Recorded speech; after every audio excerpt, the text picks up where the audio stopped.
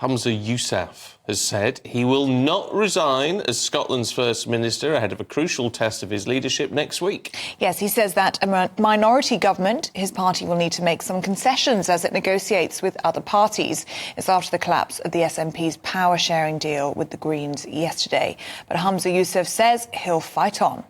I fully intend to not just win that vote, but I intend to fight to make sure that the government stays, not just the government continues to deliver on the priorities of the people, like, for example, investing in affordable housing. So there's all that political game playing happening from the opposition that will not be taking part in it. We'll be getting, of course, on with the job, and when the vote comes, I fully intend to win.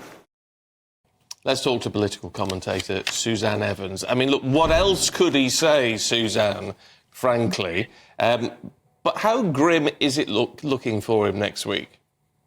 Well, he couldn't really say anything else, I don't think. So let's see what happens. He might join that long list of politicians that say they won't resign and end up doing so.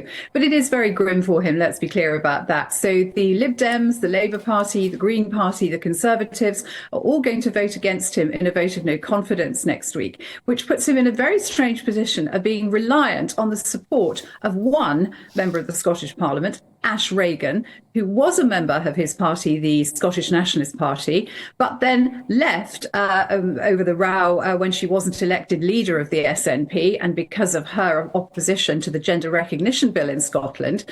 So she defected to the Alba Party, which she's the only Alba Party MSP. It was a party that's led by the former SNP leader, Alex Salmond. So he is going to be entirely reliant on her support because there is only one vote in this. And she has yet to say what she's going to do. So it is looking extremely precarious for him. It is the most extraordinary time in Scottish politics at the moment, isn't it, Suzanne? It is. In a sense, we've had the whole implosion of the Scottish Nationalist Party, arguably culminating in the arrest of Nicola Sturgeon's husband last week. We've had the possibility, I think, of a second referendum on Scottish independence pretty much dead in the water now. The economic fortunes of Scotland are still very much up in the air. Sorry, my light's just gone off. So we'll have to see what happens. I mean, it's interesting, isn't it, that even if he loses this vote, he's not forced to go. It doesn't force any change. But would there be enough pressure from within to force him out at that point? Well, if he gets the backing of all his own party, then, as you say, yes, he doesn't have to go. And arguably, he could lead a minority administration.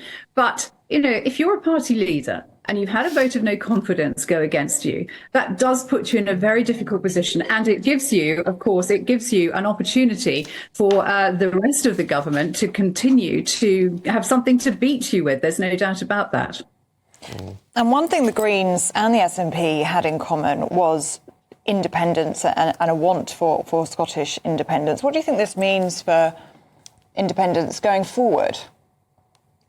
Well, unless Westminster actually grants another referendum, which I don't see it's going to do, certainly not under this government, and I suspect not under any forthcoming Labour government as well, then it basically leaves them, I suppose, in a sense, rebels without a cause, because they're not going to get another referendum, so they're going to be stuck in the union.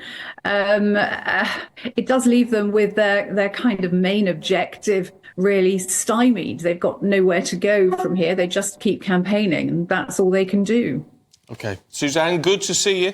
Thanks very much indeed. If you are watching or listening in Scotland, it'd be great to get your thoughts on that. gbnews.com/yoursay.